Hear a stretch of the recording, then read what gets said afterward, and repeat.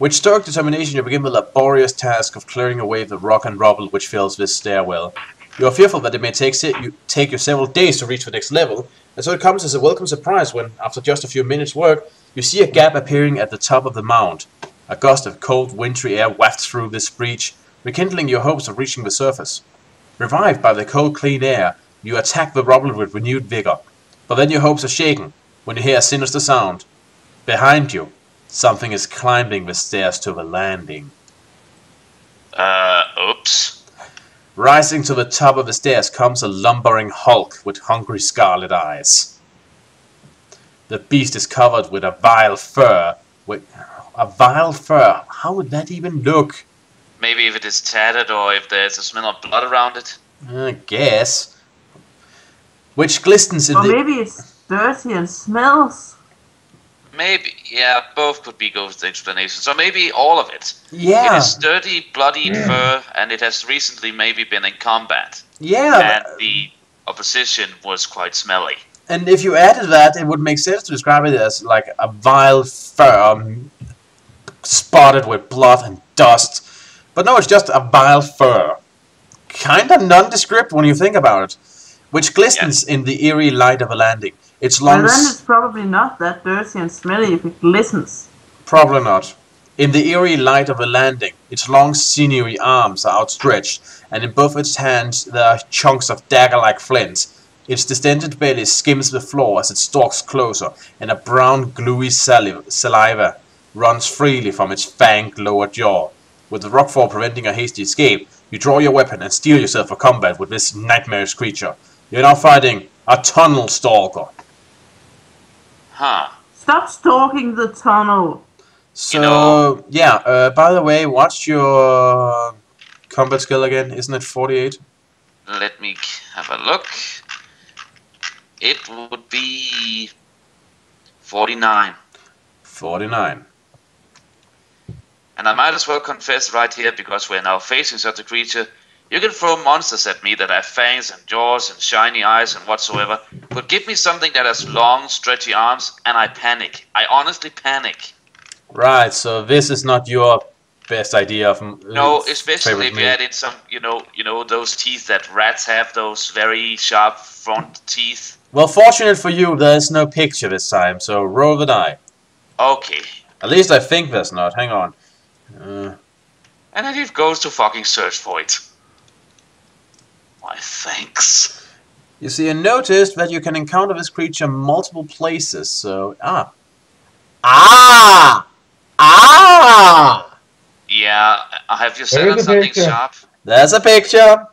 Oh, fuck. So this is how it looks. One moment. Let me have a look and see if it is as terrifying as I fear it is. It's a bragger. Well, it is not exactly terrifying. And its stomach looks like something else. Yeah, Like I I need said, to it's a dragger. be... Yeah. Okay, that... I didn't even notice that was his stomach. That looks fucking silly. Is this thing a tanuki? I don't know. I just think that if it has that large a stomach, it must be used to consume a lot of food, if you think about it. But yeah, it looks like it's dragging its balls all over the place. I first thought that was a loincloth.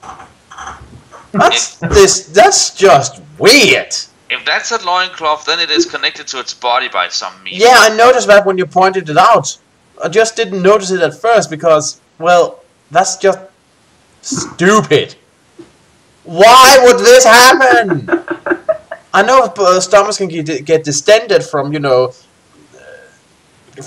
if, for example, there's parasites or something, or if it's a corpse that's absorbed a lot of water, but that's just silly. Maybe it has tapeworm. Could be. Right. So in that case, yeah, so maybe its stomach is meant to be naturally that big that it would go that far, but it's empty, and so we just have that. I don't know. In any case, you're finding the tunnel stalker. Roll the die.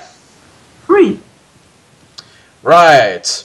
In your weakened state, in your weakened state, sorry. You react slowly to the creature's attack, and its flint knife grazes your shoulder. You lose 3 endurance points. You swing out with your blade and gravely wound the beast. Alright. Roll it again. 3. Right. The creature, obviously hungry, considering its ridiculous stomach, lunges again and bites into your arm. You stab at it, trying to get it away, screaming in pain as its sharp teeth penetrate the flesh of your arm. You lose 3 endurance points. Oh, that's mildly inconvenient. Just aim for the stomach. It should, or whatever the hell that thing is. It's a pretty obvious target. You don't Yeah. say. Remember, boys and girls, always spay or neuter your pets. Give me a rubber die. 8. Right, you lash out with your foot and kick it in its thing. You're not entirely sure, but it causes a reaction. And the creature lets go of your arm, shrinking back in unimaginable agony. Roll again. Now, we're going to put your nuts off. Okay, give me a. Oh. 4. Right. Seriously pissed, the creature jumps at you again, lashing out with his flint knife. You dodge to the side, sustaining 2 points worth of injury damage. I did not phrase that correctly, but you know what I mean. You lash out with your blade and wound the beast. Give me a robot eye. 9. Right. You leap up from the floor and using your full body weight and both your feet, you stomp on its thing. The creature freezes, its mouth open in unimaginable agony, its eyes completely open, and then it collapses on the floor. You won. I think that's a fate worse than death. For a few moments you stare at the lifeless body of the tunnel stalker. Then you sheath your weapon and continue the chore of clearing away the rockfall. Soon you have removed enough debris to enable you to squeeze through the gap to a clear section of the stairwell beyond. Once here, you block the opening behind you, and then raise up the steps to the level above. And I can actually just imagine that what remains of the stalker that we left partly alive is sort of going for as we leave. Yep. Quickly you climb the stairs, spurred on by the wintry chill which grows steadily colder as you ascend. You count 150 steps before you arrive at a chamber, which is heaped with rubble. Its only door is blocked by debris and huge slabs of marble, making an immediate exit impossible. But it is not the door which commands your attention. It is a narrow circular shaft, which is set into the middle of the ceiling. That just reminds me that I still owe you some money for the last time I lost a bet. Yeah, don't know why you're even engaged in that. It is the source of the cold wintry draught. Expectantly, you step close and investigate this shaft. And for the most part, it is dark, but you can see glimmers of grey daylight high above, and you can hear the whistling of the wind. But you can also hear another sound, one that is quite unexpected. It is a buzzing insectile noise.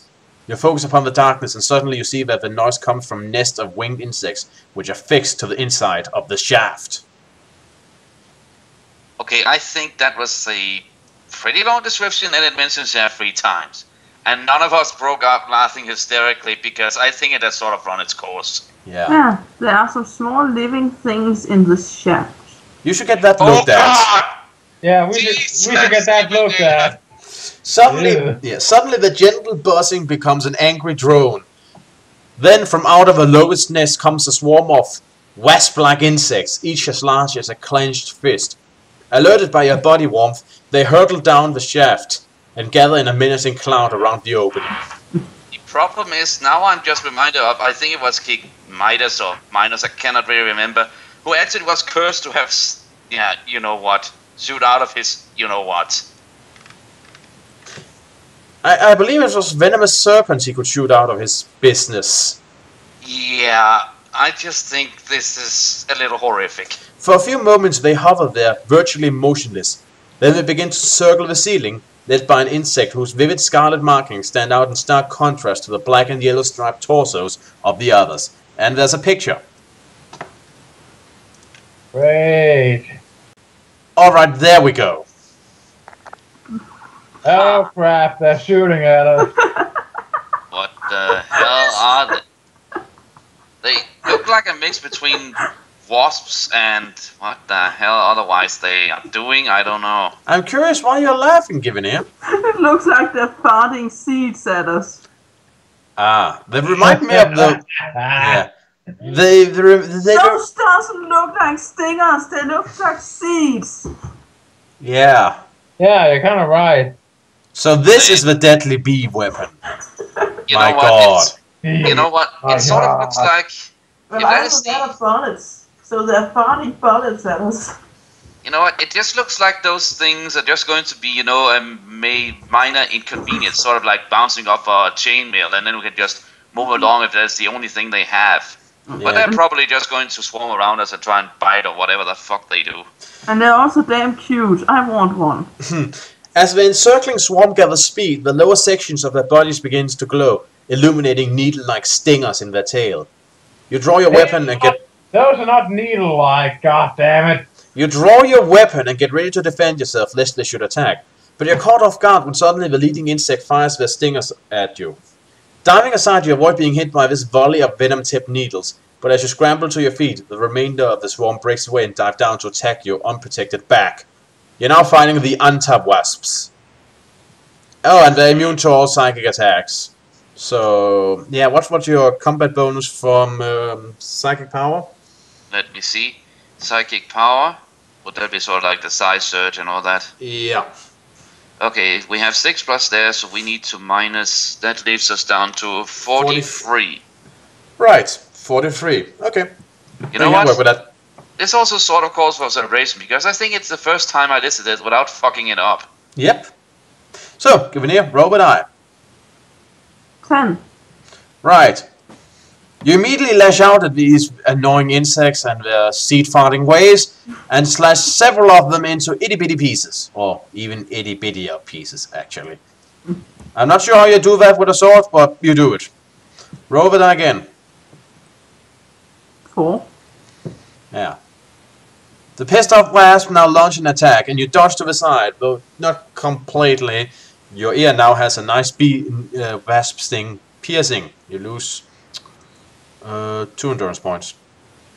That's actually a good thing, because it brings us down to 6, so we get the more health bonus. Didn't we already get that in this book, or was that the last book? I think it was the last book. Yeah, because you really haven't been in combat that much and haven't really lost that much life, I think, considered. Because you've been lucky rolling. So yeah, I think you saved it for this time. So yeah, we had a good deal of strength by having now 26 health points. Yeah, roll with I again. Doogie doogie. 10. Suddenly filled with an invigorating surge of power, you lash out with your sword, and from the power wave that exudes from it, all the wasps drop dead. You win. Yay! So basically just wave around with a sword and then the energy makes the insects go kaboom. Or something. Your final blow kills the Scarlet Wasp leader, and immediately the surviving swarm members break off their attack. They stream towards the opening at the center of the ceiling and disappear towards the sky at the top of the shaft, closely followed by the remainder of their colony. Oh, so the little things have left the shaft, going looking for a new place to build a hive. Be afraid, people. When you feel sure that the nests are empty, you reach up and take a grip of the rough brick which lines the shaft. It offers good purchase for your fingers and toes, enabling you to climb past the nest and reach the top of the shaft in a matter of minutes. For goodness sake, if this word just keeps popping up, I swear. From the top of the shaft, you look out across the sprawling ruins of Anta.